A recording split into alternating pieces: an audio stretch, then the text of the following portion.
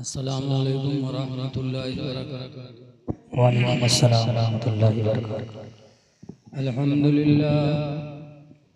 अल्हम्दुलिल्लाह नहमदुहु व नस्तईनुहु व नस्तगफिरुहु व नु'मिनु बिही व नतवक्कलु अलैहि व नऊज़ु बिल्लाहि मिन शुरूरि अनफुसिना व मिन सय्यिआति अअमालिना।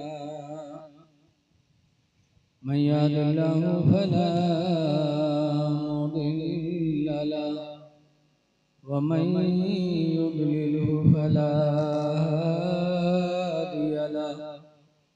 व नशहदु अन ला इलाहा इल्लल्लाह वहदहु ला शरीक लहु व अशहदु अन्न सय्यदना व मौलाना मुहम्मदन अब्दुहु व रसूलुहु सल्लल्लाहु तआला अलैहि वसल्लम। अम्मा बाद अऊज़ु बिल्लाहि मिनश शैतानिर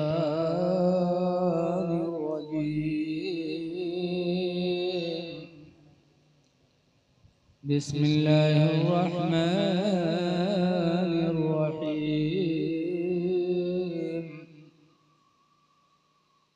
क़द जाअकुम मिनल्लाहि नूर। आमन्तु बिल्लाहि सदक़ल्लाहुल अलियुल अज़ीम।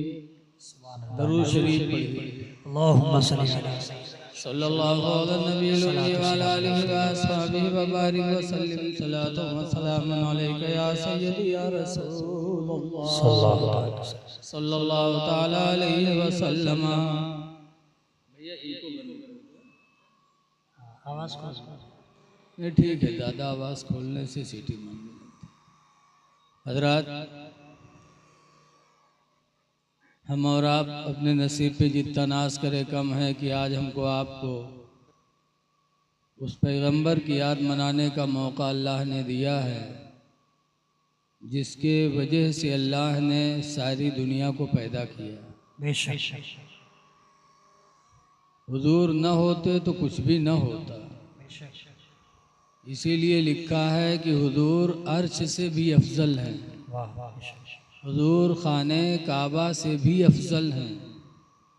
हुजूर कुरान जो दोनों दफ्तियों के बीच में है, कागज़ और जो नुकूश लिखे हैं उससे भी बेहतर हैं माशाअल्लाह। क्योंकि वही आए तो काबा बना, वही आए तो कुरान मिला। बेशक आला हजरत इमाम अहले सुन्नत फरमाते हैं कि होते कहाँ खलीलो बिना काबा मिना। कहाँ खलील पैगंबर होते, कहाँ काबा बनता, कहाँ मिना का मैदान होता। होते कहाँ खलीलो बिना काबा मिना। लौलाक वाले साहिबी सब तेरे घर की है। वाह वाह माशाअल्लाह। लौलाक वाले साहिबी माशाअल्लाह। सब तेरे घर की है। तो हुजूर की वजह से अल्लाह ने हमको आपको वजूद बख्शा है। इसलिए आज हम उनके नाम पर जमा हुए हैं, ये बड़ी खुशी की बात है। एक सहाबी है जिनका नाम हज़रत सौबान रदी अल्लाह ताला अन्हु है। हज़रत सौबान रदी अल्लाह ताला अन्हु ने अल्लाह के रसूल से पूछा था कि अल्लाह के रसूल, दुनिया में हम आपके पास रहते हैं, आखिरत में आपका साथ होगा कि नहीं होगा? तो हुजूर ने फरमाया था, सौबान घबराओ ना, अलमरउ मा मन अहब्बा इंसान क़यामत के दिन उसी के साथ रहेगा जिससे वो दुनिया में मोहब्बत करता होगा। बेशक सुभान अल्लाह माशाअल्लाह। और अल्लाह रसूल देख रहे हैं हमको। आप यहाँ के लोग बड़े खुशनसीब हैं। अदीदम हज़रत मौलाना मोहम्मद सुफियान सल्लमहू ने आप लोगों को कहने पे मुझे दावत दिया, यहाँ आया, बड़ी खिदमत किया। हमारे अब्दुल तव्वाब भाई, उनके बड़े भाई और सब लोगों ने, आप सब ने, अल्लाह आप सबको इसकी बेहतर जज़ा अता फरमाए। आमीन आमीन। तो यकीन जानो अल्लाह भी देख रहा है, अल्लाह का रसूल भी देख रहा है। बेशक अल्लाह कुरान करीम में फरमाता है सयरल्लाहु अमलकुम व रसूलुहु, अल्लाह तुम्हारे अमल को देख रहा है और उसका रसूल देख रहा है। व रसूल, लेकिन कुछ हैं जो इमा कटिंग कर दी। कहते इतना कहो अल्लाह देख रहा है, रसूल कहाँ देख रहे? बस चलता तो कुरान में भी घटा बढ़ी कर देते, लेकिन कुरान वो किताब है कि जिसकी हिफाजत का जिम्मा अल्लाह ताला ने खुद ले लिया है। बेशक सुभान अल्लाह। नहनु नज़्ज़लना ज़िक्रा, ऐ महबूब हमने तुम पर कुरान उतारा, व इन्ना लहू लहाफिज़ून, और बेशक इसकी हिफाजत हम ही करने वाले हैं। सुभान अल्लाह माशाअल्लाह। वरना व रसूलहू को हटा देते कि अल्लाह देखता है, रसूल कहाँ देखता है। ऐसे कहते हैं।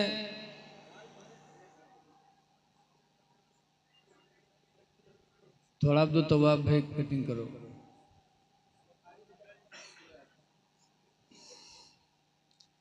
हमारे हजरत मौलाना सुफियान साहब ने हमको बुलाया, कहा आना है। हम कहते हैं अल्लाह अल्लाह के रसूल चाहेंगे तो आएंगे। जी तो इस पर भी एतराज़ होता है कि अल्लाह चाहेगा तो आएंगे, रसूल को क्यों मिलाया? जी तो कुरान ही में अल्लाह फरमाता अगनाहुमुल्लाहु व रसूलुहु मिन फदलिह, सुभान अल्लाह। अल्लाह ने लोगों को मालदार बना दिया और उसके रसूल ने मालदार बनाया, मिन फजलिह, अपने फजल से। माशाअल्लाह। यहाँ भी रसूल है। पता चला कि रसूल देखते भी हैं, रसूल देते भी, मालदार भी करते हैं। इसीलिए कुरान में एक जगह और है, मा आताकुमुर रसूल फखुदूहु, जो रसूल तुमको दें वो तुम ले लो। बेशक तो देने वाला मजबूर होता है, बोलो, मुख्तार होता है। देने वाला मजबूर नहीं होता, मांगने वाला मजबूर होता है। देने वाला जो चाहे दे, चाहे न दे। आपके दरवाजे पर भिखारी आता है, वो बेचारा मजबूर होता है, आपसे मांगता है। अब आपकी मर्जी, चाहे दो चाहे न दो। लेकिन कुछ लोग कटिंग में लगे हैं रसूल को निकालने से। ये कटिंग करने वालों का ईमान रह जाएगा? बताओ। दुनिया का सामान काटा जाए तो सामान खत्म हो जाए, और कुरान की आयत काटी जाए तो ईमान रह जाए। वो तो वैसे जैसे एक नवाब साहब थे, उनके ससुराल से दावत आई। सब दावत और होते, ससुराल वाली दावत बहुत अहम होती। जब दावत है पैजामा रहा है पुरान नवाब साहब के, तो सोचिए ससुराल मामला है, जाओ ये नया पैजामा सिला ले। तो गए नवा पैजामा कपड़ा खरीद लाए, दर्जी दीन, दर्जी बड़ा ईमानदार रहा, जत्ता कपड़ा रहा सबके पैजामा बनाए दिए, चोराइस नहीं, जैसे बहुत दर्जी चुरा लिए थे। पूरे कपड़े का पैजामा बना दिया। आए नवाब साहब, जब नहाए के पहनी तो पंजा उंजा सब गायब। लेकिन बड़ा अफसोस है यार, दर्जी ने इतना पैजामा लंबा कर दिया। तो बीवी से कहा, बीवी दर्जी ने पैजामा लंबा कर दिया है, तुम्हारे मैके की दावत है, ज़रा 4 अंगुल काट के ऊँच कर दो। तो 65 साल के खुर्राइट बुढ़िया, गाल छुहारा में, मुँह दांत ने, पेटे मात ने, नवाब पर बरस पड़ी। रखो उधर पैजामा, शाम हो गया, हम खाना बने कि तुम्हारा पैजामा देखिए। लेकिन अब ससुराल का मामला तो पतोहिया से कहीं, बिटिया ससुराल जाना था, दर्जी ने पैजामा लंबा कर दिया, ज़रा 4 अंगुल काट के ऊँचिया दो। वो 14 सद्दिक पतोहिया कब सुने वाली, वह हड़काए दिए। बहन से कहीं, बहनियों कहीं भाईजान पागल हो गए, रखो सुबह देखा जी। बिटियावा से कहीं कहीं बप्पा कहा होगा है तुमका। बेचारे मजबूर हो के खूंटी पर पैजामा टांग दिए। रात में खा पी के सब लोग सोए गए। कुछ रात बढ़ी तब मेहरुआ की आंख खुली तो सोचे साहब हमारा आदमी हमका मानत जानत है, तो थोड़ा काम कहे सब नए सुने, हमारे आदमी का कतनी तकलीफ है। बहुरतिया उठियो, खूंटे से पैजामा उठाए, सो 4 अंगुल काट के सी के टांग दिए, सो गए। थोड़ी देर बाद उके पतोहिया की आँख खुली तो पतोहिया सोचे सहाय हमारे ससुर इतनी इज्जत से हमका लेके आए हैं और तनिक काम कहे हम नए सुने, कितनी तकलीफ है। वह पतोहिया उठी हो गई, खूंटे से पैजामा उठाई, सो 4 अंगुल काट के सी के टांग दिए, सो गए। कुछ रात बढ़े बहनियाँ जागी तो वह कही सहाय हमार भाईजान हमका इतना मानत जाना था, थोड़ा काम कहे हम नए सुने, कितनी तकलीफ है। बहू उठी गई, खूंटे से पैजामा उठाई, बहू 4 अंगुल काट के सी के टांग दिए। सुबह से पहले बिटियावा उठी तो वह कही सहाय हमारे अब्बा का यहाँ कितना दुख हुआ। बवा हो गए, खूंटे से पैजामा उठाई, 4 अंगुल काट के सी के टांग दिए। अब सुबह भे तो नवाब साहब की बीवी कहा था जाओ पैजामा सी दिया है पहन लो। नवाब के खुशी ठिकाना नहीं, जल्दी से नहाए, नहाए के बाद पैजामा उठाए, खूंटी से पहने तो पैजामा का हुआ नेकर हो गो। तब नवाब अपन खोपड़ी पीटे लगे, कहीं हल्ला यू का हो, पैजामा कतरागा तो पैजामा से नेकर हो गो, और कुरान की आयत कतरेंगे तो क्या ईमान रह जाएगा। याद रखो अल्लाह कहता है सयर अल्लाह अमलकुम रसूलहू, अल्लाह तुम्हारे अमल को देखता, उसका रसूल देखता। बेशक। इसलिए बड़ी अकीदत और बड़े अदब से बैठना चाहिए कि मदीने वाले आका हम सबको देख रहे हैं। तो आज उनकी विलादत की खुशी में आप हजरात ने जलसा रखा है। हमारे पैगंबर वो हैं जिनकी पैदाइश की दुआ नबियों ने मांगा। हजरत इब्राहीम अलैहिस्सलाम लिखा है कि नबियों में सबसे अफजल हमारे पैगंबर, फिर हजरत इब्राहीम अलैहिस्सलाम, उसके बाद हजरत मूसा अलैहिस्सलाम, उसके बाद खामोशी हो गई, फिर नहीं कुछ आगे बोला गया। तो हजरत इब्राहीम अलैहिस्सलाम ने दुआ मांगी थी रब्बना वबास फीहिम रसूला, हमारे परवरदिगार इनमें अपना एक रसूल भेज दे, यतलू अलैहिम, जो लोगों पर कुरान की तिलावत करें।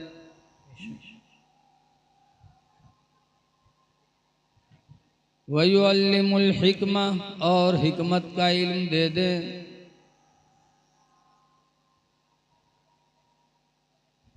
वयुज़क्कीहिम, और उनको साफ सुथरा बना दें। दुआ मांगी थी, अल्लाह ने दुआ कबूल की। हुजूर सल्लल्लाहु अलैहि वसल्लम पैदा हुए तो किस तरह, उनकी माँ हजरत आमना कहती है जब मेरे बेटे मोहम्मद सल्लल्लाहु अलैहि वसल्लम पैदा हुए तो दोनों हाथ ज़मीन पे टेक दिया और चेहरा आसमान की तरफ मेरे नबी ने कर दिया, और नबी के होंठ हिल रहे थे, खुदा को याद कर रहे थे। आमना कहती हैं मैंने कान लगाया तो मेरे बेटे कह रहे थे हमारी आपके बारे में, क्या कह रहे थे, रब्बे हबले उम्मती, अल्लाह मेरी उम्मत को मेरे हवाले फरमा दे, उम्मत को बख्श दे। आज लड़का पैदा होते हैं तो किहे किहे करत, बोलो रोवे ना तो मालूम होता मामला खत्म है। बच्चा रोता है तब पता चलता है कि बच्चा जिंदा है। नबी पैदा हुए तो साफ सुथरा, हजरत आमना फरमाती है कि उनके बदन से मुश्क और कस्तूरी की खुशबू आ रही थी। सुभान अल्लाह, माशाअल्लाह। वाल लड़का पैदा हो कर ले लो तो नहाना जरूरी हुई। नाल कटा हुआ खतना शुदा मेरे पैगंबर तशरीफ़ लाए। आते आते अपने रब को याद किया, अपनी उम्मत को याद किया। इसीलिए किसी कहने वाले ने कहा है कि रब्बे हबले उम्मती कहते हुए पैदा हुए, माशाअल्लाह। रब्बे हबली उम्मती कहते हुए पैदा हुए।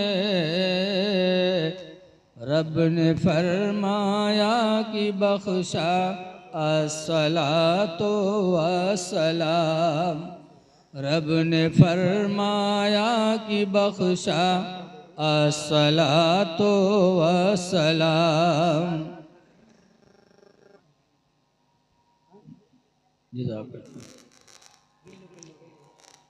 तो मेरे नबी की ये शान है। पैदा हुए तो सबसे पहले दूध किसका पिया? अपनी माँ हजरत आमना का पिया। दूसरे नंबर पर किसका पिया? उम्मे ऐमन का पिया। उम्मे ऐमन कौन है? हुजूर के वालिद अब्दुल्ला रदियल्लाहु अन्हु का जब इंतकाल हुआ तो आज बाप मरता है तो अपने बेटे के लिए मकान छोड़ता, खेती छोड़ता, दुकान छोड़ता। तो अल्लाह के रसूल के वालिद का जब इंतकाल हुआ तो उन्होंने उम्मे ऐमन को छोड़ा। एक बांदी हज़रत अब्दुल्ला की थी, तो अब उनका इंतकाल हो गया तो उम्मे ऐमन किनकी मिल्कियत में अब गई? हुजूर के पैदा होने के बाद हुजूर की मिल्कियत में समझो। तो दूसरे नंबर पर हुजूर ने उम्मे ऐमन का दूध पिया। वो उम्मे ऐमन पूरी जिंदगी सरकार की खिदमत करती रही। 6 साल के बाद हजरत आमना का इंतकाल हो गया तो उम्मे ऐमन ही सरकार का कपड़ा धुलती थी, नहलाती थी, खिलाती थी। उम्मे ऐमन से सरकार ने इतना मोहब्बत फरमाया कि हुजूर के एक गुलाम थे ज़ैद बिन हारिसा, तो ज़ैद बिन हारिसा का निकाह हुजूर ने उम्मे ऐमन से कर दिया था। फिर उम्मे ऐमन से लड़के पैदा हुए जिनका नाम था ओसामा। तो नौकरानी समझो, नौकरानी का लड़का या नौकर का लड़का ओसामा। लेकिन हुजूर ने कितना प्यार किया। तारीख में लिखा है कि हुजूर जब चलते थे तो कभी हुसैन को कंधे पे बिठाते थे और ओसामा की उंगली पकड़ के ओसामा को पैदल चलाते थे, और कभी ओसामा को कंधे पे बिठा लेते थे और हुसैन की उंगली पकड़ के चलाते थे।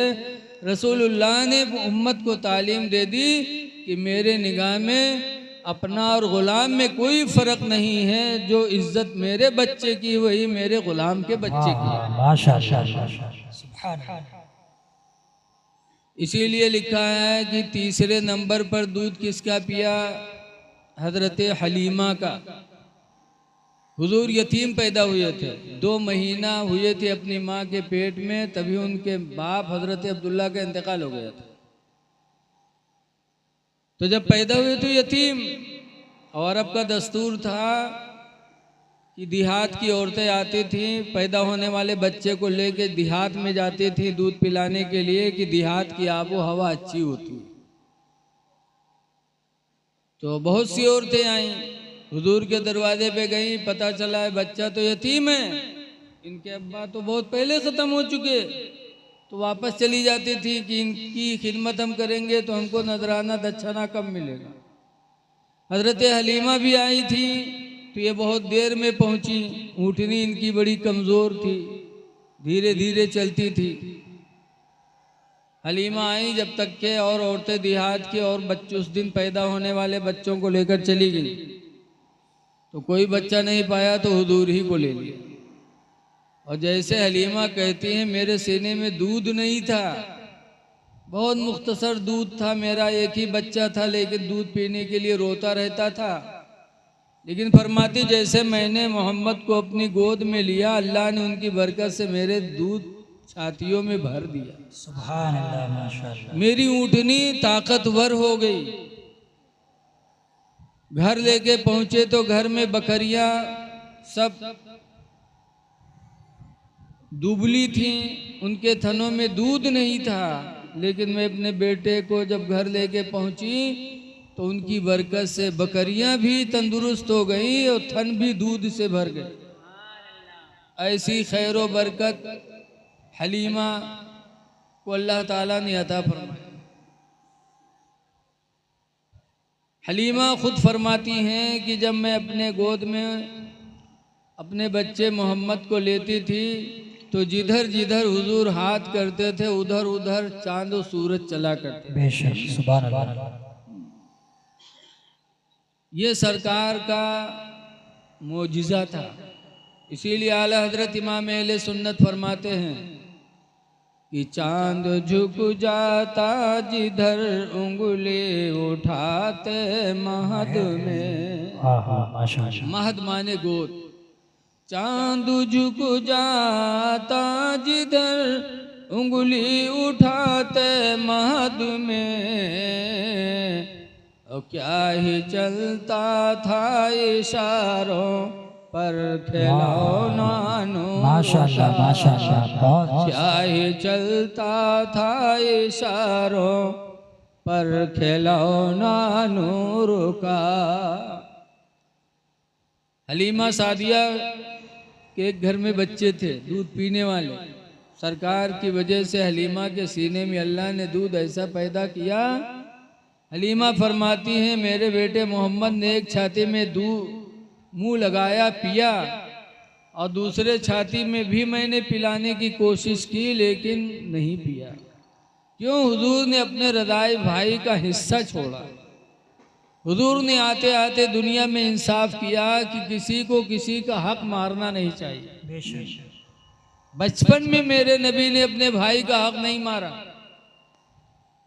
अभी दूध पीने के ज़माने में आज हम उनके मानने वाले अपने भाइयों का माल हड़प कर लेते, बेईमानी कर लेते भाइयों का हक हिस्सा, और कहते हैं कि हम नबी के मानने वाले हैं।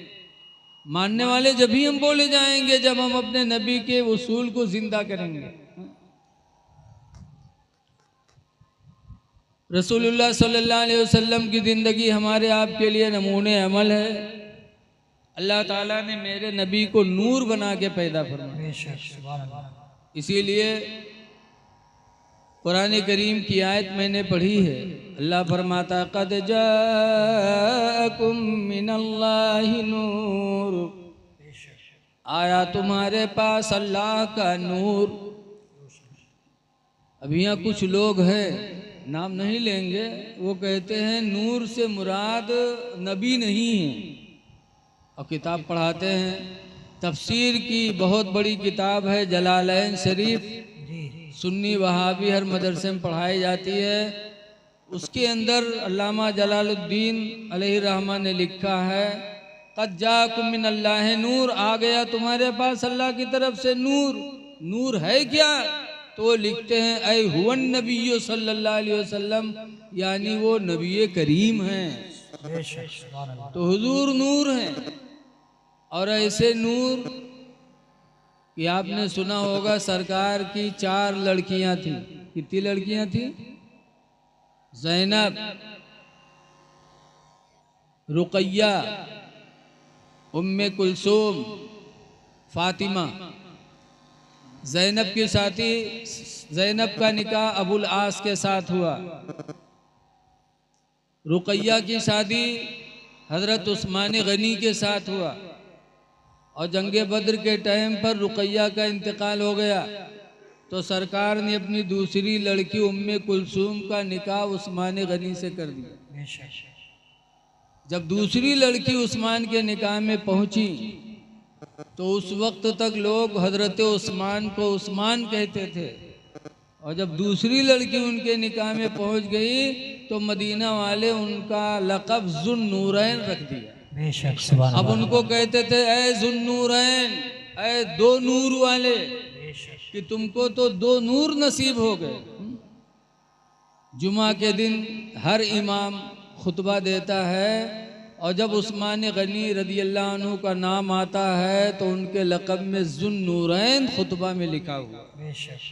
क़यामत तक कहा जाएगा, जितने मुसलमान दुनिया में आएंगे मिंबर पे बैठेंगे जुमा के दिन तो हज़रत उस्मान गनी को ज़ुन्नूरैन कहेंगे जरूर। कहते हैं दो नूर वाले।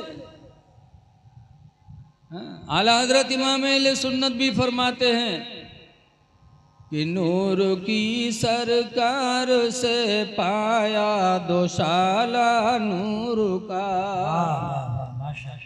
नूर की सरकार से पाया दोशाला नूर का, हो मुबारक तुमको ज़ुन्नूरैन जोड़ा नूर का, हो मुबारक तुमको ज़ुन्नूरैन जोड़ा नूर का। बहुत अच्छे, माशाअल्लाह। हुजूर नूर है, कुरान भी कहता, सहाबा की जिंदगी भी कहती। अब ऐसे नूर हैं कि जब इमाम हुसैन रदी अल्लाह अन्हु करबला में शहीद किए गए और उनका सर नेज़े पे टांग के यजीदी लेके चले और दमिश्क से पहले एक गिरजाघर के पास ठहरे तो गिरजाघर का साधु पादड़ी उसने कहा है सर किसका है? कहा हुसैन बिन अली का। चीख निकली, अरे हुसैन बिन अली को शहीद कर दिया तुम लोगों ने, क्या ये सर मुझे जियारत के लिए दे सकते हो? तो यजीदियों ने कहा था 10,000 दिरहम लूंगा। दिरहम चांदी के सिक्के को कहते हैं। तो गिरजाघर के साधु ने 10,000 दिरहम यजीदियों को दे दिया था और इमाम हुसैन के चेहरे को यानी सरे मुबारक को देखने के लिए अपने गिरजाघर में रख लिया। साफ सुथरी जगह पे रखा, फिर गर्दो गुबार साफ किया। फिर वो साधु गिरजाघर का मोहब्बत भरी निगाहों से इमाम हुसैन के चेहरे को देखने लगा कि यही वो चेहरा है जिसे आखिरी नबी चूमा करते थे। उनकी उम्मत ने कत्ल कर दिया। रोया। उसी असना में उसने देखा कि इमाम हुसैन की पेशानी से एक नूर का सिलसिला निकला और आसमान तक उसका सिलसिला चला गया। इमाम हुसैन की पेशानी से नूर का सिलसिला जब साधु ने देखा था तो उसने कलमा पढ़ लिया था, ला इलाहा इल्लल्लाह मुहम्मदुर रसूलुल्लाह सल्लल्लाहु अलैहि वसल्लम। एक गिरजाघर का साधु हुसैन की पेशानी का निकलता हुआ नूर देख करके वो ईमान ले आया और आज हम ईमान ला करके नबी के नूर होने का इनकार कर देते। इससे बड़ा बदनसीब कौन हो? मेरे नबी सल्लल्लाहु अलैहि वसल्लम की ज़िंदगी हमारे आपके लिए नमूने अमल है। बचपन में भी सरकार, जवानी में भी उन तमाम चीज़ों से दूर रहे जिससे अल्लाह ताला ने मना फरमाया था। 25 साल की जवानी में सरकार ने तिजारत के लिए सफ़र किया, मुल्क शाम के लिए। आज भी जो दिल्ली बम्बई कमाने के लिए जाते, सऊदी जाते, तो रोज़ी कमाने के लिए बाहर सफ़र करना ये भी मेरे नबी की सुन्नत है। काहिल नहीं थे कि मक्के में यहाँ बैठ के मांग मांग खाएं माद। तिजारत के लिए मुल्क शाम जाते थे, लोगों का माल ले जाते और बेच के लाते, काफ़ी नफ़ा होता देते तो उसमें से मजदूरी मिलती थी जिससे मेरे नबी अपनी ज़रूरत पूरी किया करते थे। तो मक्का में एक औरत थी जिनका नाम है खदीजतुल कुबरा। वो बेवा थी। एक मर्तबा शादी हुई, अबू हाला से 2 लड़के पैदा हुए, अबू हाला का इंतकाल हो गया, खदीजा बेवा हो गई। फिर दूसरा निकाह खदीजा का हुआ अतीक से, तो अतीक से भी एक लड़की एक लड़का खदीजा के पेट से पैदा हुआ और फिर अतीक का इंतकाल हो गया, खदीजा बेवा हो गई।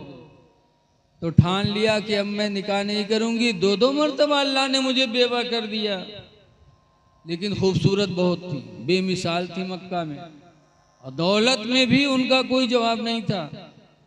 आजकल लोग वही मेरे मेहरुआ ढूंढते हैं, खूबसूरत हो, मालदार हो, बोलो ढूंढा थे कि नहीं ढूंढा थे? लोग बहुत निकाह का पैगाम दिए, लेकिन खदीजा ने सबको ठुकरा दिया, कहा ना मैं शादी नहीं करूंगी।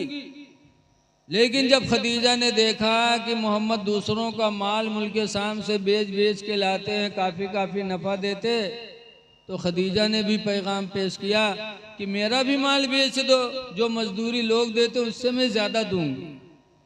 तो खदीजा का माल हुजूर लेके गए मुल्क शाम। तो खदीजा ने अपने नौकर को साथ में भेज दिया। खदीजा के नौकर का नाम था मैसरा। मैसरा साथ में गया। 1 महीने के बाद सरकार मुल्क शाम से माल बेच करके मक्का वापस आने लगे। खदीजा को पता चला कि आज मेरा माल बेचकर मोहम्मद मक्का आ रहे हैं। तो खदीजा अपनी छत पर बैठ गई और मुल्क शाम का रास्ता देखने लगी। तो क्या देखती हैं कि हुजूर आ रहे हैं और हुजूर के सर के ऊपर बादल का टुकड़ा चल रहा है, जो हुजूर पर साया किए है। हुजूर चलते हैं, वो टुकड़ा भी चलता रहता है। खदीजा के दिल पे असर हुआ, अरे पूरी दुनिया में धूप और मेरे बेटे के सर पे बादल का साया। हुजूर लाए, नफा इतना दिया कि खदीजा को उतना नफा किसी ने नहीं दिया। तो खदीजा ने मजदूरी दिया सरकार को, सरकार मजदूरी लेके अपने घर चले गए। फिर खदीजा ने अपने नौकर मैसरा से कहा, मैसरा मैंने एक अजीब बात देखी है। कहा क्या? कहा मैंने देखा कि तुम लोग आ रहे थे तो इनके ऊपर बादल का टुकड़ा चल रहा था साया किए हुए। तो मैसरा कहते हैं आपने आज ही देखा है, और खुदा की कसम मैंने तो पूरा महीना मुल्क शाम में देखा है। पूरा महीना कभी इन पर धूप नहीं हुई, बादल का साया हमेशा रहता था। तब खदीजा के दिल में हुजूर की मोहब्बत पैदा हो गई और 25 साल की जवानी मक्का में गुजारा। सरकार का इखलाक क्या था आप लोगों ने सुना है, सुनाऊंगा भी। और सच्ची बोली क्या थी? कभी सरकार झूठ नहीं बोले, कभी सरकार ने बदअखलाकी नहीं की। तो अब खदीजा के दिल में सरकार की मोहब्बत हुई। तो एक लड़की नफीसा को बुलाया और नफीसा से कहा जाओ हुजूर को मेरा पैगाम सुनाओ। बुखारी की हदीस में है, खदीजा ने कहा था जाके कह दो इन्नी क़द रग़िबतु फ़ीका, कि बेशक मैं तुम्हारे निकाह में आने के लिए तमन्ना करती हूँ। क्यों?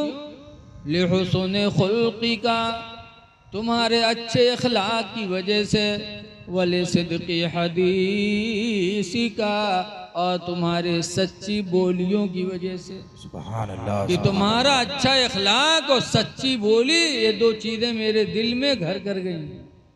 मुझे तुम अपने निकाह में ले लो। वो खदीजा जो मक्का के बड़े बड़े सरदारों का पैगाम ठुकराती हैं, आज खुद मेरे नबी के दरबार में अपने निकाह का पैगाम भेज रही हैं। सुभान अल्लाह। जब सरकार को पैगाम मिला तो क्या जवाब दिया? आजकल के कोई नौजवान हो तो फट से चला जाए। जैसे आजकल देखा जाता है कोनो बिटिया तनी का किएस वो नौजवान लेके भाग का दिल्ली कलकत्ता, बप्पा हुआ थाने में तूरे जाता, घर कुड़ुक्की होती, खानदान बर्बाद होता है। ऐ नौजवानों, जब कोई लड़की तुमसे निकाह करने के लिए इरादा करे तो तुम नबी की सीरत अपने सामने रख लो। सुभान अल्लाह। मेरे नबी ने क्या जवाब दिया था? जब खदीजा ने निकाह का पैगाम भेजा था तो मेरे नबी ने फरमाया था कि जाके खदीजा से कह दो कि इस दुनिया में न मेरे बाप जिंदा है न मेरी माँ जिंदा है, न मैं बाप से पूछ सकता हूँ न माँ से पूछ सकता हूँ, लेकिन अभी इसी दुनिया में इसी ज़मीन के ऊपर मेरे चचा लोग जिंदा हैं। सुभान अल्लाह। मेरे चचा अबू तालिब जिंदा है, मेरे चचा मेरे हमजा जिंदा है, मेरे चचा अब्बास जिंदा है। मैं अपने चचा लोगों के बीच में ये बात रखूँगा, अगर मेरे चचा लोगों की मर्जी होगी तो निकाह होगा। सुभान अल्लाह। ऐ नौजवानों, जब तुमसे कोई लड़की अपनी शादी का पैगाम भेजे या इरादा करे तो तुम भी कह दो ठीक है, लेकिन मेरे वालिदैन की मर्जी पर है, मेरे घर की मर्जी पर है। और जब माँ बाप की मर्जी से निकाह होता है, ख़ानदान की मर्जी से शादी होती है, तो अल्लाह उसमें खैर व बरकत भी फरमाता है और खुशहाली का सबब भी बना देता है। नारे तकबीर, नारे रिसालत, मसलके आला हजरत, जश्न ईद मिलादुन नबी हजरत अल्लामा मौलाना रफीक साहब किबला। नारे तकबीर, नारे रिसालत। जो भाग के जाते हैं, भगाए के लेके जाते हैं, कबू मर्दवा मार डालत है, कबू औरतियों का मार डालत है। होते कि नहीं होते हैं? आज अखबार में तमाम जगह पढ़ो कि फला फला की बिटिया को लेके गया और हत्या कर दिया, फला की बीवी ने अपने दोस्तों के चक्कर में आकर अपने शौहर की हत्या कर दी। ये हत्या करने वाले कौन हैं? वही हैं जो इश्क की बुनियाद पर शादी निकाह करते हैं। वाह वाह, माँ बाप की मर्जी से करो, उनकी दुआएं होंगी, इंशाल्लाह जिंदगी भर खुशहाल रहो। सुभान अल्लाह। सरकार ने जा कर के अपने चचा लोगों को बुलाया और खदीजा की बात दरमियान में रखी, तो सरकार के बड़े चचा अबू तालिब खड़े हो गए, कहने लगे सुनो ऐ मेरे भाइयों, पूरे मक्का में खदीजा का कोई जवाब नहीं है, खदीजा से बेहतर कोई औरत नहीं, और मेरे भतीजे से बेहतर कोई नौजवान नहीं, इसलिए मैं इस रिश्ते को पसंद करता हूँ। अबू तालिब ने हुजूर का निकाह खदीजा से किया और अबू तालिब ने निकाह का खुतबा भी पढ़ा और 20 ऊँट अपनी तरफ से महर में खदीजा को अबू तालिब ने अता किया। खदीजा रुखसत हो करके सरकार के घर आई तो क्या खुशी का सबब बनी खदीजा। याद रखो, खदीजा मेरे नबी को इतनी प्यारी हो गई और खदीजा मेरे नबी की इतनी खिदमत की कि जब तक खदीजा जिंदा रही अल्लाह के रसूल ने कोई दूसरी शादी नहीं किया। माशाअल्लाह माशाअल्लाह। जबकि सरकार ने 11 निकाह किया, 11 बीवियां सरकार की हैं, लेकिन खदीजा बेवा जरूर थी, लेकिन माँ बाप की मर्जी से निकाह में गई तो इतना खुशी का सबब बनी कि फिर 25 साल के बाद हुजूर गारे हिरा में इबादत के लिए जाने लगे। हज़रत खदीजा सितुआ बांध देती थी, हुजूर सित्तू खाते थे और गारे हिरा में इबादत करते थे, फिर आते थे फिर ले जाते थे। खदीजा खाना पानी लेके जाती थी, देती थी, एक दिन नहीं 2 दिन नहीं, मुसलसल 15 साल तक खदीजा गारे हिरा में खाना पानी देती रही। गारे हिरा आप लोग गए हो कोई? है ऊपर चढ़े हो? माशाल्लाह। कई घंटा लगा रहा? तो बहुत तेज चढ़ गया। अब सीढ़ियां बनी हैं, पाइप लगे हुए हैं, खैरिये नौजवान थे।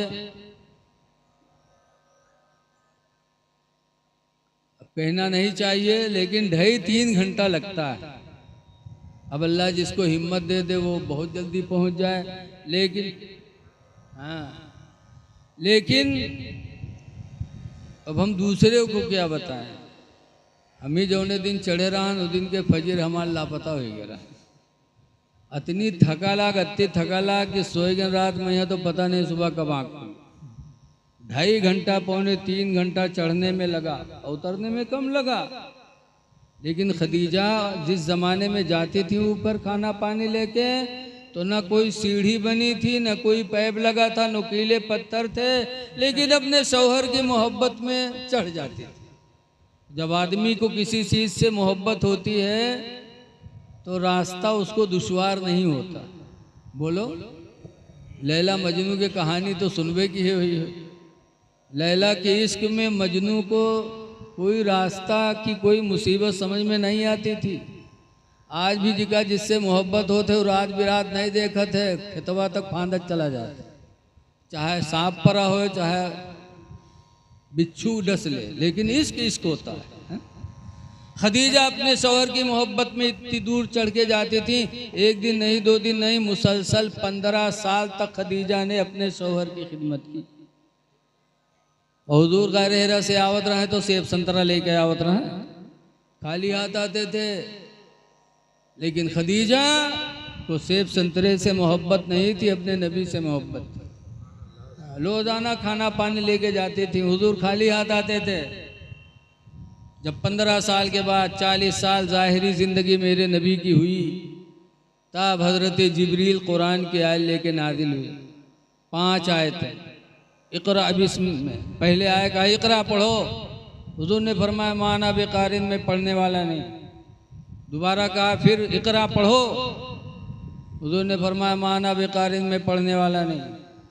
तीसरी मर्तबा फरिश्ते ने हुजूर को अपने सीने से लगाया और कहा इक़रा बिस्म रब्बिकल लज़ी खलक़, अपने रब का नाम पढ़ो जिसने तुम्हें पैदा किया है। वह हुजूर ने पढ़ना शुरू कर दिया।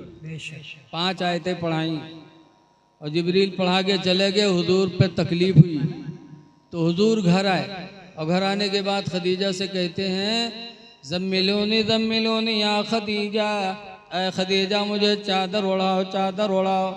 खशीत अला नफ्सी, मुझे अपने जान का डर लग रहा है। जब रसूलुल्लाह ने घबराहट सुनाई, परेशानी दिखाई, तो खदीजा ने क्या जवाब दिया था? आजकल की मेहरुए हुई थी तो कहती और बेर हुआ जाओ, बोलो और रोज रोज जाओ। लेकिन वारे खदीजा, अल्लाह उन पर रहमत की बारिश बरसाए। खदीजा ने जवाब दिया था, बुखारी की हदीस में है, 15 साल तक खिदमत किया, लेकिन आज जब हुजूर को परेशान देखा तो तसल्ली की बोलियां बोल रही हैं। फरमाती हैं कल्ला वल्लाहि ला युख़ज़िकल्लाहु अबदा, हरगिज़ नहीं, अल्लाह ताला आपको कभी रुसवा नहीं करेगा। इन्नका लतसिलुर रहमा, इसलिए कि तुम लोगों पर रहम करते हो। व तहमिलुल कल्ला, और कमज़ोरों का बोझ लाद लाद के उनके घर पहुंचाते रहते हो।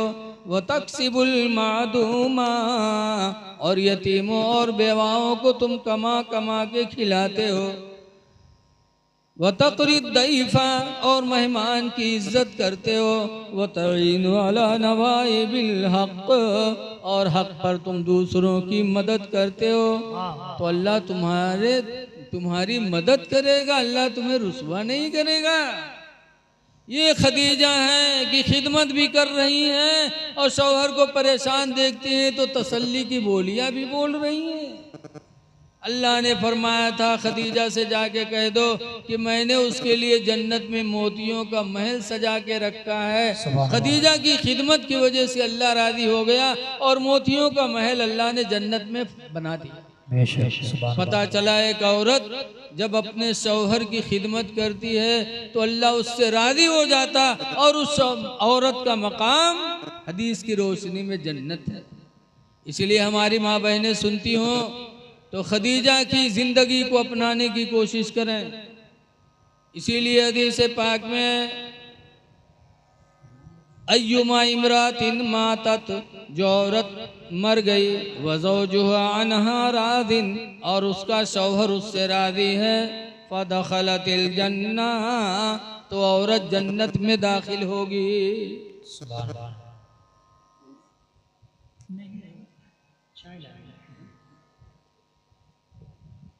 खदीजा हुजूर के निकाह में आई।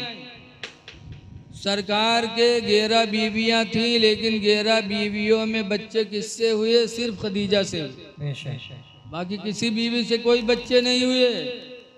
2 लड़के 4 लड़कियां खदीजा के पेट से अल्लाह ताला ने मेरे नबी को अता फरमाया। और जब तक खदीजा जिंदा रही हुजूर ने दूसरी शादी नहीं की।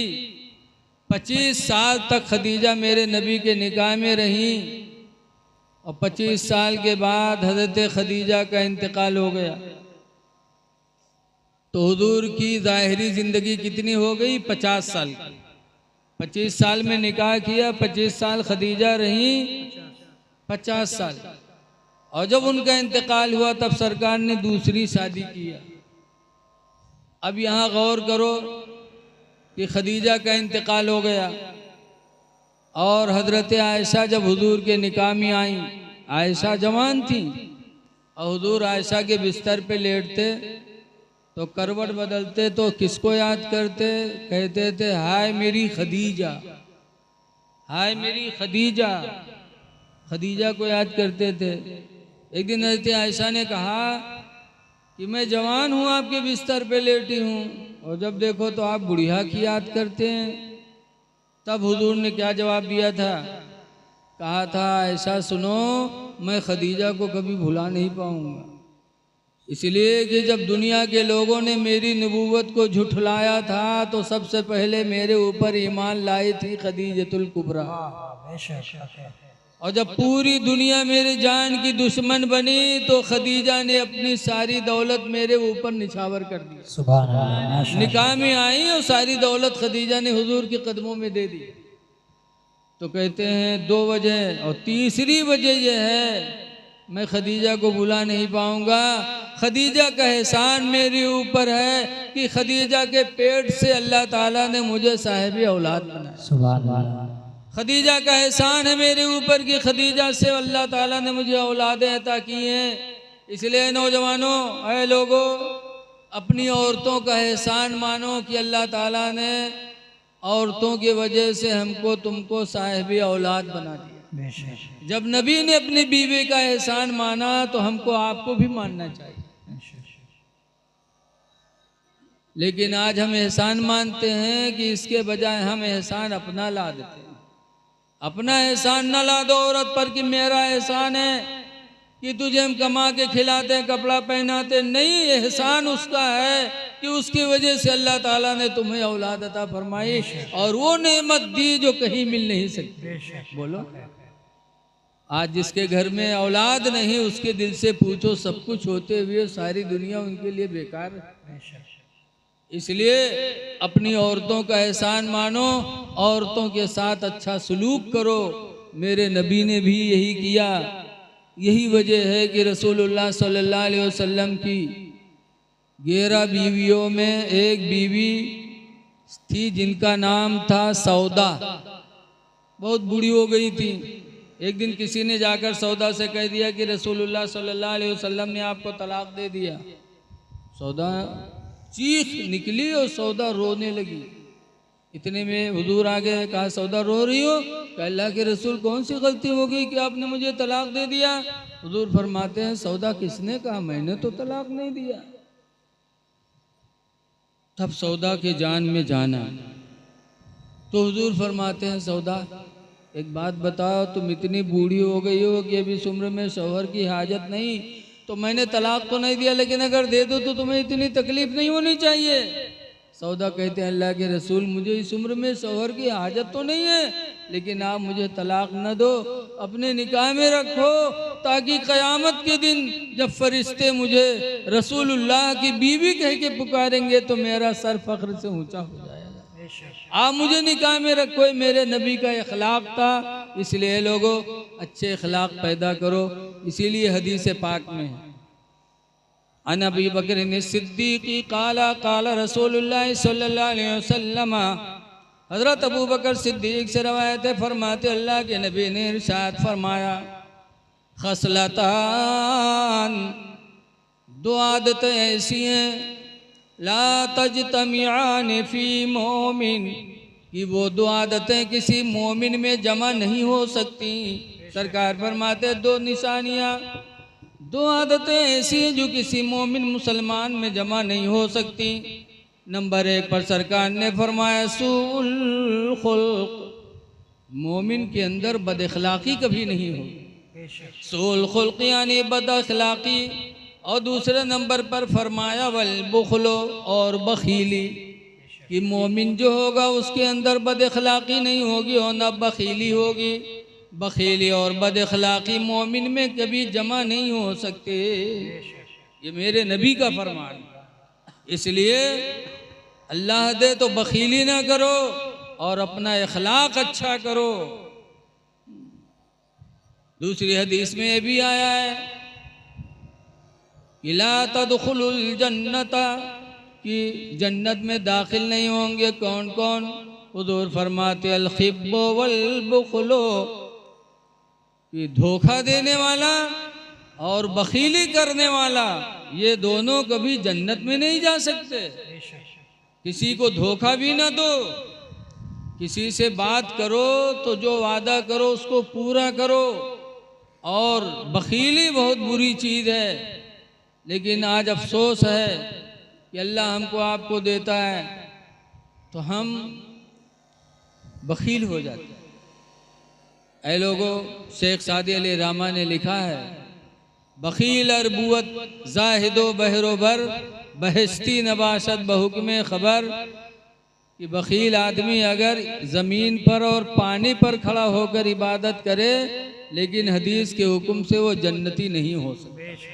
इसलिए अल्लाह दे तो अल्लाह के नाम पर खर्च करना चाहिए, अल्लाह के गरीब बंदों पर रहम करना चाहिए। मेरे नबी पाक सल्लल्लाहु अलैहि वसल्लम को अल्लाह ताला ने इस दुनिया में काफ़ी मोजिज़ात अता देकर मोजिज़ा अता फरमा के भेजा है। जैसे कि आप लोगों ने बहुत सुना होगा, आज तो हम बहुत आसानी से मुसलमान बने हुए हैं। हज़रत अम्मार बिन यासिर इस्लाम लाए तो लोगों ने आग जलाया और आग जला करके अम्मार को लिटा दिया। कहा अम्मार कलमा छोड़ दो वरना जला के राख कर देंगे। लेकिन अम्मार आग पे पड़े जल रहे हैं और ज़बान से कलमे तैयबा पढ़ रहे हैं। इतने में अल्लाह के रसूल सल्लल्लाहु अलैहि वसल्लम का गुज़र हुआ। सरकार ने अपने आशिक को देखा तो फरमाया, या नारुकूनी बरदम व सलामन अला अम्मार इब्न यासिर, आग अम्मार बिन यासिर पर ठंडी हो जा, कमा कुन्ते अला इब्राहिम, जैसे कि इब्राहिम पैगंबर पर तो ठंडी हुई थी, अम्मार पर ठंडी हो जा। अल्हम्दुलिल्लाह नबी का हुक्म हुआ कि आग फौरन ठंडी हो गई। ये मेरे नबी का मोजिज़ा भी है कि मेरे नबी की हुकूमत आग पर भी चलती है। और दूसरा ये भी मालूम हुआ कि सहाबा नबी से कितनी मोहब्बत करते थे और इस्लाम को उन्होंने किस तरह दिल से लगाया था कि आग के अंगारे पे जलते थे, लेकिन अल्हम्दुलिल्लाह ज़बान से कलमे तैयबा जारी रहता था। आज हमने उन सहाबा की ज़िंदगी को भुला दिया। हज़रत खब्बाब रदी अल्लाह ताला अन्हु एक दिन जा रहे थे, हवा का झोंका चला और उसी झोंके में हज़रत खब्बाब का कुर्ता उड़ा, पीठ खुल गई।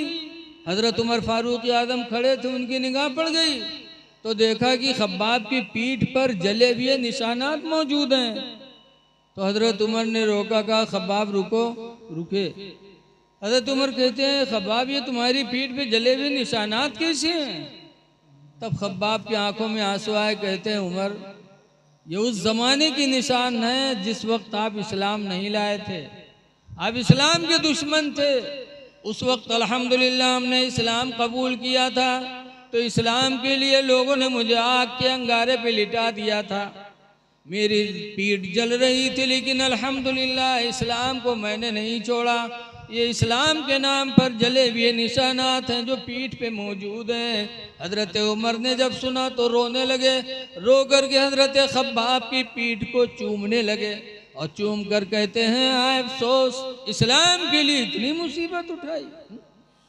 तो ऐ लोगों, अल्लाह का शुक्र अदा करो, हम और आप बड़े सुकून के माहौल में हैं। ये न समझो कि इस वक्त मुसीबतों का आलम है, नहीं, अल्लाह का शुक्र अदा करो, हम बड़ी सुकून की जिंदगी जी रहे हैं, बहुत सुकून से हम हैं। इस सुकून में भी अगर हम अपने नबी की सुन्नतों को अदा न कर सके, अल्लाह को राज़ी न कर सके, मस्जिदों को आबाद न कर सके, तो हमसे बड़ा नाशुक्रा कौन हो।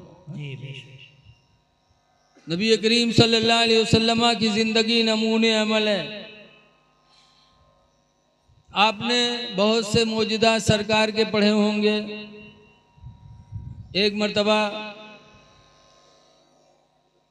रसूल करीम सल्लल्लाहु अलैहि वसल्लम और हज़रत जाबिर सफ़र कर रहे थे। हुजूर को पैखाने की हाजत हुई और पर्दे की दीवार कहीं नज़र नहीं आई ऊंची जगह।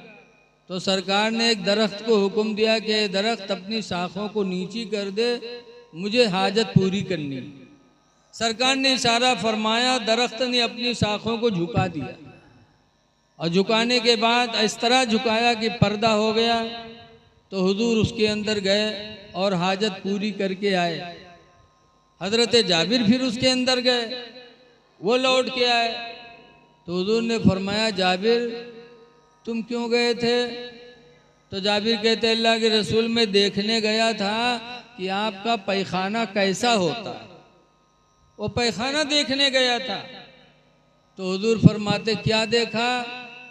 तो जाबिर कहते अल्लाह के रसूल वहाँ तो कुछ नहीं पाया, लेकिन ये ज़रूर मुझे मिली कि बेहतरीन किस्तूरी और अंबर की खुशबू मुझे वहाँ महसूस हुई। तो अल्लाह ताला ने फरमाया मेरा रब इस पर भी कादिर है कि मेरी गिलादत को अल्लाह ताला खुशबुओं में बदल दे। इसीलिए एक साहब ने कहा था अल्लाह के रसूल से कि आप नबी हैं? कहा तो अगर नबी हो तो कोई मोजिज़ा दिखलाओ। कहा क्या देखना चाहते हो? कहा इस दरख्त को बुलाओ। ए भैया ए चाहे 2 मिनट हो गए उसके बाद अब पिला दीजिए। कहा इस दरख्त को बुला दो अगर आप नबी हो। अल्लाह के रसूल सल्लल्लाहु अलैहि वसल्लम ने इशारा फरमाया बाबू थोड़ी देर बैठ जाओ, थोड़ी देर बैठ जाओ, फिर अभी सलाम के बाद पिला देना, मेरे बाद पिला देना। सरकार ने दरख्त की तरफ इशारा फरमाया, दरख्त वो दाएं बाएं हिला और जड़ों समेत उखड़ करके मेरे नबी की खिदमत में आया और उसकी शाखें नबी के कदमों में झुक गईं। तब एक सहाबी ने देखा तो उन्होंने कहा था अल्लाह के रसूल जब पेड़ हो करके आपका सजदा करते हैं तो हम तो आपके उम्मती हैं, हमको तो ज्यादा हक है आपके सजदा करने का कि मैं आपको सजदा करूं जब पेड़ करते हैं। तो हुजूर ने क्या फरमाया था कि अगर गैर खुदा को सजदा करना जायज़ होता तो मैं औरतों को हुक्म दे देता कि अपने शौहरों के लिए सुबह शाम सजदा करें। बेशक मना कर दिया। उसी सहाबी के इश्क को आला हजरत अपने शेर में इरशाद फरमाते हैं कि पेशे नजर वो नौ बहार सजदे को दिल है बेकरार। पेशे नजर वो नौ बहार सजदे को दिल है बेकरार। रोकिए सर को रोकिए हाँ यही इम्तिहान है। रोकिए सर को रोकिए हाँ यही इम्तिहान है। मेरे नबी के मोजिज़ात बहुत हैं। ऐ लोगों अपने नबी के कुछ उसूल को जिंदा रखने की कोशिश करो। बस टाइम ज़्यादा हो रहा है। एक बात सुनो कि सरकार को हलीमा सादिया ने बचपन में दूध पिलाया था। बोलो बच्चे दूध कब पीते हैं? 10 साल के बाद। 2 साल के अंदर अंदर दूध पीने का ज़माना ख़त्म हो जाता। एक माँ अपने बच्चे को दूध पिलाए तो कितने दिन पैदा होने के बाद कुरान में है वलवालिदातो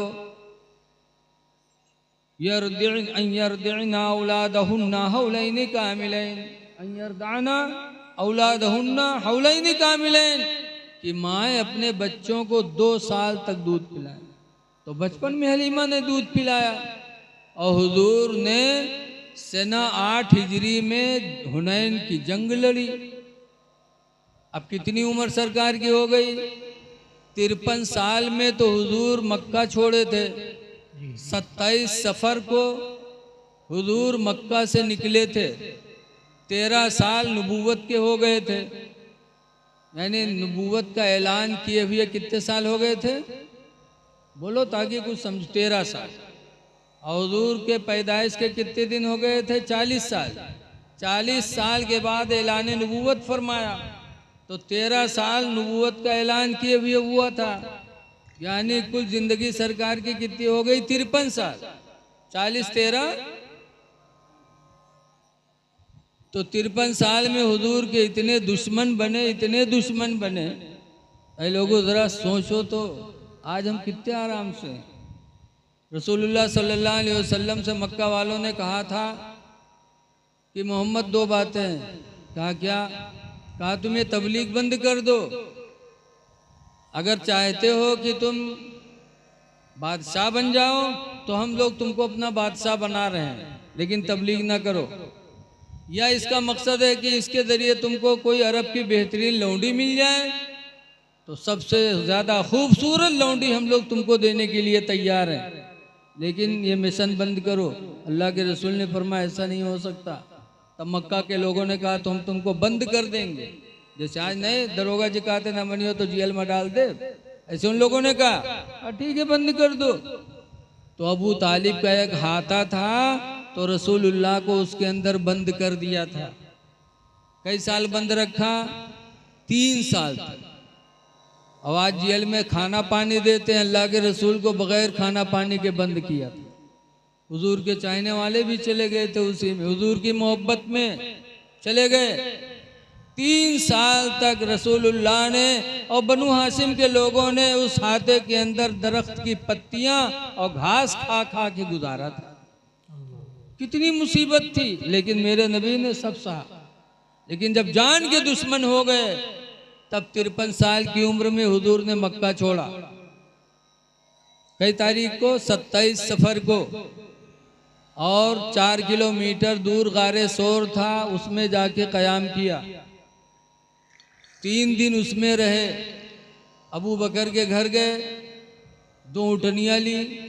मैं अबू बकर के घर गए, हुजूर को साथ लिया।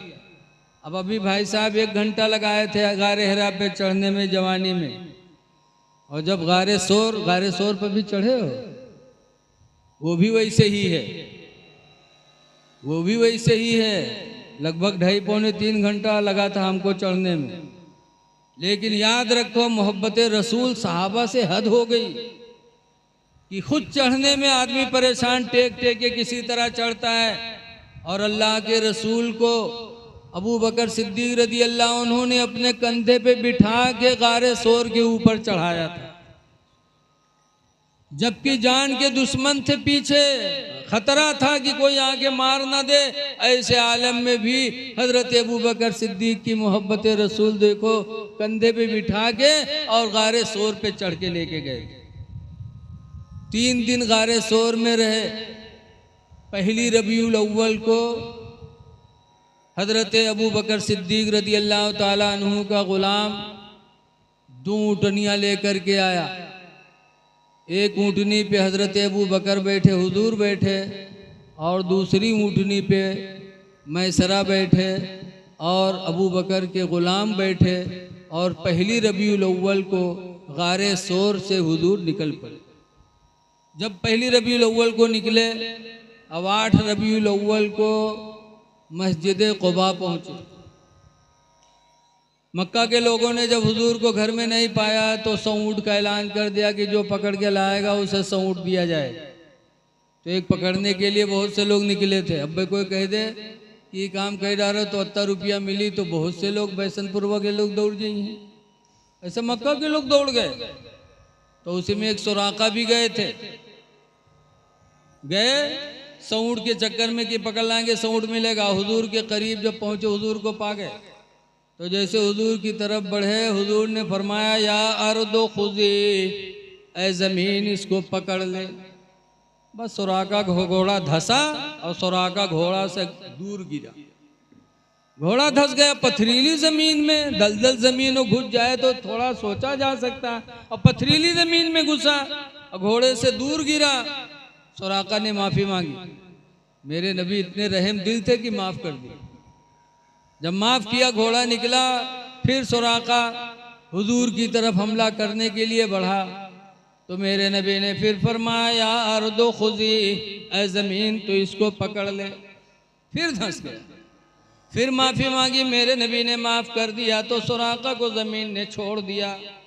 सुराका के दिल में वही आया कि ला ईमान कबूल कर लें।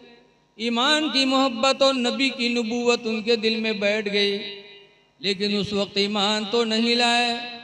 वापस आया कुछ दिनों के बाद, उन्होंने मदीना जाकर के इस्लाम को कबूल कर लिया था। माशाअल्लाह। अब यहाँ पर सोचो, बहुत से लोग कहते नबी मजबूर है। अच्छा बताओ, कोई कितना बड़ा प्रधानमंत्री बन जाए, जमीन पर उसकी हुकूमत चलेगी? बोलो भैया। डीएम साहब की नहीं चलेगी, दरोगा जी की नहीं चलेगी, लेकिन मेरे नबी की हुकूमत जमीन पर भी चली। इसीलिए हम सबका अकीदा है कि अल्लाह ने मेरे नबी को बादशाह बनाया है। इसीलिए सना 10 हिजरी में, सना 8 हिजरी में जब 10,000 सहाबा को लेकर हुजूर मक्का फतह करने गए थे, तब मक्का के सरदार अबू सुफियान ने हुजूर के चचा अब्बास से कहा था, अब्बास तुम्हारा भतीजा तो बादशाह लग रहा है। तो अब्बास ने कहा था, तुमको लग रहा है? खुदा की कसम मेरा भतीजा बादशाह है, जमीन का भी आसमानों का भी। वाह वाह माशाल्लाह। नारे तकबीर, नारे रिसालत, जश्न ईद मिलादुन नबी, मसलके आला हजरत। माशाल्लाह बहुत अच्छे। इसीलिए आला हजरत फरमाते हैं कि खालिक कुल ने आपको मालिक कुल बना दिया। वाह माशाल्लाह। खालिक कुल ने आपको मालिक कुल बना दिया,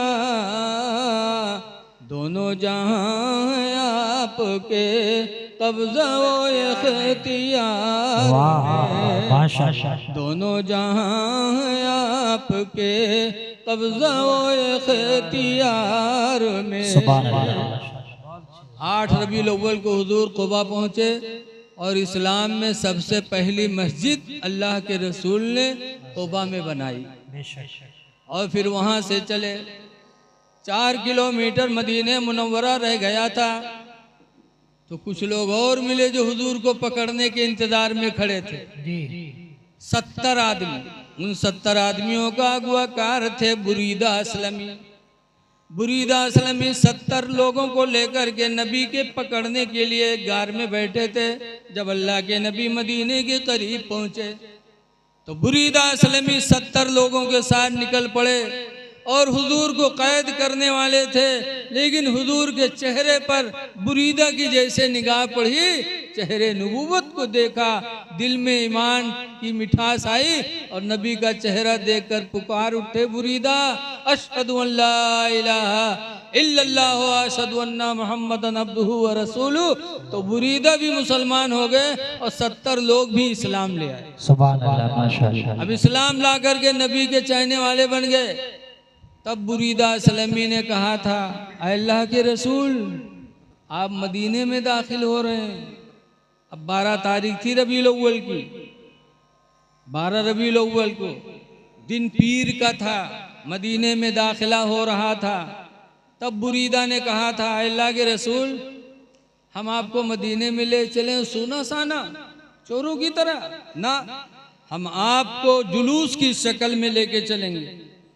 तब बुरीदा असलमी ने अपना साफा उतारा था और साफा उतार कर अपने नेज़े में टांगा था और लहराता हुआ जुलूस की शक्ल में अपने नबी को मदीने तैयबा में दाखिल फरमाया। माशाल्लाह। आज हम मुसलमान जुलूस निकालते हैं, वो सहाबा की भी यादगार है, नबी की भी यादगार। अगर जुलूस निकालना मना होता तो अल्लाह के नबी मना कर देते, लेकिन मना नहीं किया, जुलूस की शक्ल में मदीने में दाखिल हुए। ऐ लोगों, अपने नबी से जितनी मोहब्बत करो कम है, इसके नबी बहुत बड़ी दौलत है। सहाबा 1400 साल हो गए, आज उनका नाम हम मोहब्बत से हम और आप लेते हैं। क्यों?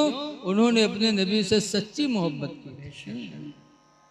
इसके नबी बहुत बड़ी दौलत है। किसी कहने वाले ने कहा है, इसके नबी ने दिल को मेरे दिल बना दिया, इसके नबी ने दिल को मेरे दिल बना दिया, महशर में मुँह दिखाने के काबिल बना दिया। माशाल्लाह माशाल्लाह। महशर में मुँह सुभान अल्लाह दिखाने माशाल्लाह। वाह वाह वाह वाह। काबिल बना दिया। और आए न थे हुजूर मगर उनका चर्चा था। नबी आए नहीं थे लेकिन चर्चा था उनका। हुजूर के पैदाइश से बहुत साल पहले हजरत सुलेमान पैगंबर एक दिन सफ़र में थे। अच्छा ये बताओ, सुलेमान पैगंबर काहे के सफ़र करते रहे, ट्रेन के कि बस के? न वो बस का सफ़र करते थे, न बस थी, न ट्रेन, न घोड़े से चलते थे, बल्कि हजरत सुलेमान अलैहिस्सलाम का एक तो तख्त था, उसी तख्त पे सफ़र करते थे। जैसे तख्त नहीं है, 4 बैठा के। ऐसे हजरत सुलेमान अलैहिस्सलाम का तख्त था 40 गज चौड़ा और 40 गज लंबा। कितना होएगा बताओ? 1 गज 28 इंच के रोत, अब कितना लंबा हो गया। और तख्त पे अकेले थोड़ी होते थे, सब उनके मानने वाले होते थे, आलिम होते थे, डॉक्टर होते थे, सब ईमान वाले होते थे। जब कहीं जाना होता था तो सुलेमान अलैहिस्सलाम अपने तख्त को हुक्म देते थे कि चल, बस वो तख्त हवा में उड़ने लगता था। कह दो सुभान अल्लाह यार। सुभान अल्लाह। आज प्लेन उड़त है तो सबका बड़ा ताज्जुब, क्या प्लेन उड़त है यार। आजकल साइंस वाले कत्ते तरक्की पर, ये कौन तरक्की है तरक्की। लेकिन प्लेन उड़ती है तो उसमें मशीन है, बोलो ड्राइवर है, नेटवर्क है। अब नेटवर्क चला जाए तो पता नहीं कौन गढ़ जा गिरे, तेल खत्म हो जाए तो हूँ खत्म। बोलो ड्राइवर के अगर कहूँ हार्ट अटैक हो जाए तब तो सबके हार्ट अटैक हो जाए। लेकिन सुलेमान अलैहिस्सलाम, तो इसको हम तरक्की कहते हैं। और पेट्रोल भी लगता है। और सुलेमान अलैहिस्सलाम तख्त पे बैठते थे, हुक्म देते थे तू चल, इसलिए कि अल्लाह ताला ने सुलेमान अलैहिस्सलाम को पूरी दुनिया की सल्तनत अता की थी। एक मुल्क का नहीं, पूरी दुनिया का बादशाह बनाया था। और इंसान ही का नहीं, जिन्नातों का भी, इंसानों का भी, जानवरों का भी, हवाओं का भी, सबका बादशाह बनाया था।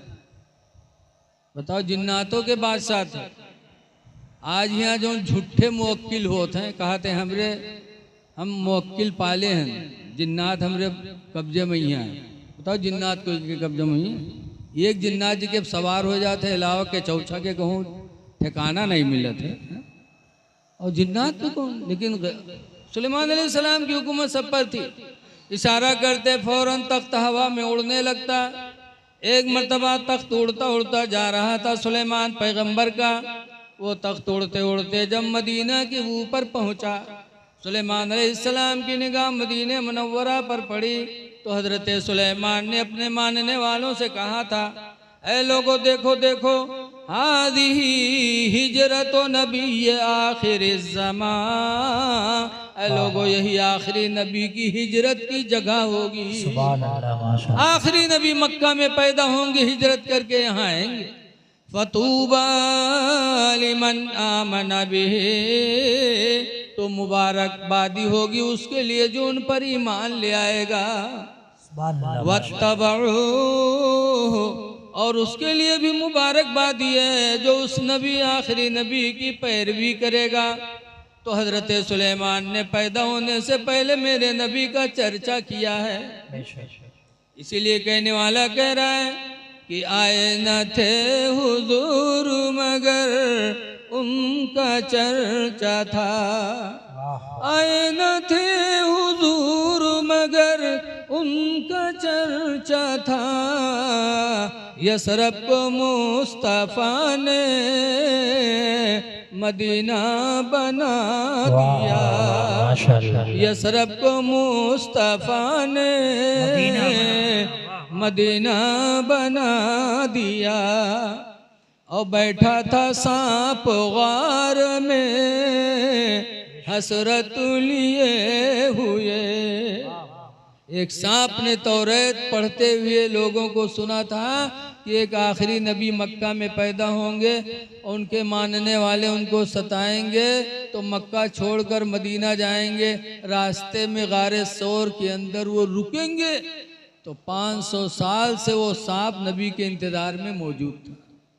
अब आप सोचिए 500 साल, इतनी लंबी उम्र सांप को कहाँ मिल जाएगी? इतनी उम्र नहीं होती है। लेकिन उस सांप ने आखिरी नबी की जियारत की नीयत कर ली थी, तो नबी के वसीले से अल्लाह ने उसे 500 साल की उम्र अता फरमा दी। सुभान अल्लाह। जैसे कि यूनुस अलैहिस्सलाम को मछली ने निगल लिया था, तो मछली के पेट में 40 दिन यूनुस अलैहिस्सलाम रहे।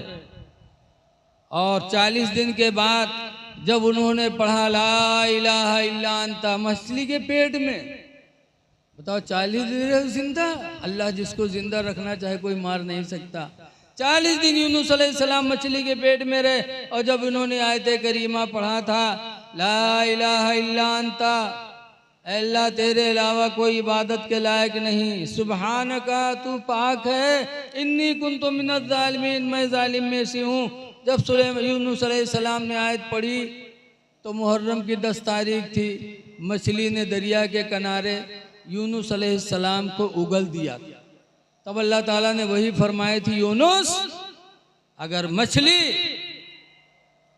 मुझसे इस्तदा न करती, दुआ न करती, तो उस मछली तो कयामत तक मैं तुमको मछली के पेट में रखता, और तुम्हारे वसीले से कयामत तक उस मछली को भी जिंदा रखता। सुभान अल्लाह। अल्लाह ने फरमाया, यूनुस अगर तुम अपने आप को जालिम न कहते तो मैं तुमको कयामत तक मछली के पेट में रखता, और तुम्हारे वजह से मछली को भी कयामत तक रखता। तो ऐसे सांप की उम्र 500 साल नहीं होती है, लेकिन नबी की जियारत की नियत कर ली तो अल्लाह ताला ने उसे 500 साल की जिंदगी अता फरमाई।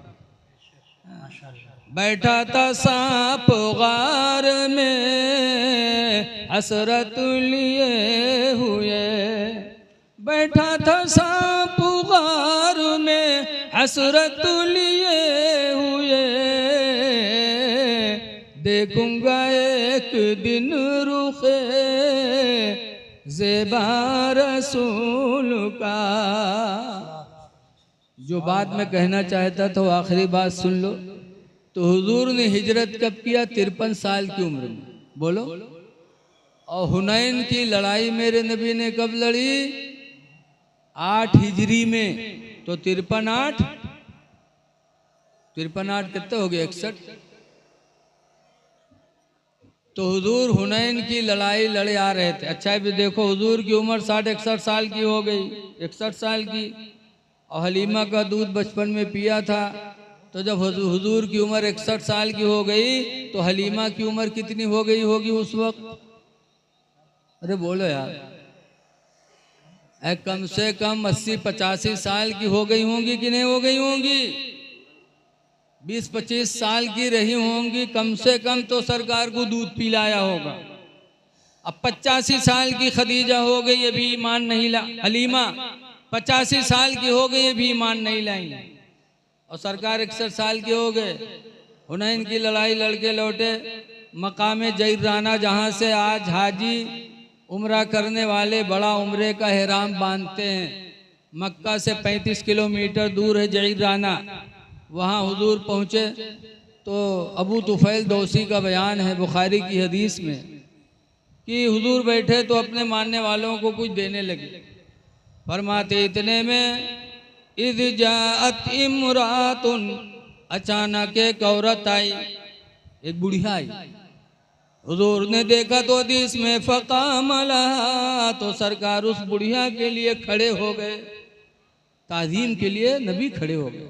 वह बसत लहा रदाहु, और उनके लिए अपने चादर मुबारक को मेरे नबी ने बिछा दिया। जब चादर बिछा दिया, हलीमा बैठ गई तो हुजूर ने कुछ खाना पेश किया। हलीमा खाने लगी तो जो लोग हलीमा को नहीं पहचान पाए उन लोगों ने पूछा, मन हिया, अल्लाह के रसूल ये कौन बुढ़िया है?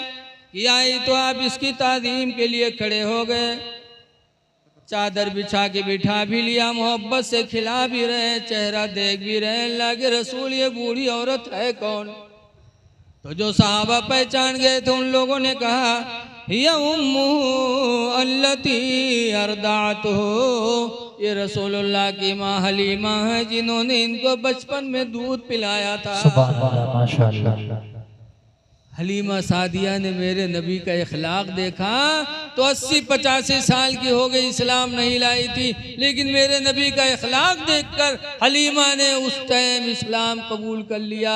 और जब हलीमा ने इस्लाम कबूल किया तो हलीमा के शौहर हारिस साथ में थे, उन्होंने भी इस्लाम कबूल कर लिया। अब नौजवानों, अपने नबी के मानने वालों, ज़रा गौर करो कि हलीमा मेरे नबी की सगी माँ नहीं थी, रज़ाई माँ थी, दूध पिलाया था। लेकिन 61 साल की उम्र में अपनी बूढ़ी माँ को देखा तो ताज़ीम के लिए खड़े भी हुए, बैठने के लिए चादर बिछा दिया, खिलाया भी, मोहब्बत से चेहरा देखा। अरे नौजवानों, नबी के मानने वालों, उनके उसूल को जिंदा करो। तुम भी अपने माँ बाप को देखो तो ताज़ीम के लिए खड़े हो जाओ। नबी करीम तुमसे राजी होंगे, खुदा राजी होगा, माँ बाप भी राजी होंगे। माँ बाप के लिए बिस्तरा बिछा दो। अल्लाह के रसूल ने अपनी चादर बिछाया था, आज तुम माँ बाप का बिस्तरा बिछा दो, माँ बाप की दुआएं भी मिलेंगी, अल्लाह के रसूल की सुन्नत भी अदा हो जाएगी। माँ बाप की ताज़ीम करो, खिलाओ पिलाओ। इसीलिए अल्लाह ताला कुरान में फरमाता है, वख़फ़िद लहुमा जनाहज़्ज़ुल्लि मिनर रहमा। ऐ मेरे बंदे, उन दोनों के लिए तो अपने बाजुओं को रहम दिली से झुका लिया कर। तो माँ बाप की ताज़ीम भी करो, नबी की सुन्नत है। माँ बाप का बिस्तरा बिछाओ, ये भी मेरे नबी की सुन्नत है। माँ बाप को खिलाओ और उनके मुंह की ज़ियारत करो, ये भी मेरे नबी की सुन्नत है। अल्लाह ताला हमको आपको नबी करीम की सुन्नतों पर अमल करने की तौफीक अता फरमाए। और आखिरी गुजारिश ये है कि अल्लाह के रसूल सल्लल्लाहु अलैहि वसल्लम से सच्ची मोहब्बत है तो हुजूर की आँखों को ठंडक पहुँचाओ जी, बेशक। और हुजूर की आंखों की ठंडक किसमें है? आप जानते हैं मेरे नबी ने फरमाया, जुइलत कुर्रतु ऐनी फिस्सलाह, मेरे आंखों की ठंडक नमाज में रखी गई। इसलिए सुन्नी मुसलमानों, नमाज पढ़ो, अपने नबी की आंखों को ठंडक पहुंचाओ, खुद अपने आप को अल्लाह का नेक बंदा बना लो। दुआ है कि अल्लाह ताला हमको आपको नबी करीम सल्लल्लाहु अलैहि वसल्लम की प्यारी प्यारी सुन्नतों का अल्लाह ताला हमको आपको आमिल बना दे। और जिन लोगों ने जलसा किया अल्लाह ताला उन्हें इसका बेहतर सिला अता फरमाए। इन्हीं बातों के साथ मैं अपनी तकरीर ख़त्म कर रहा हूँ। अस्सलामु अलैकुम व रहमतुल्लाहि व बरकातुहू।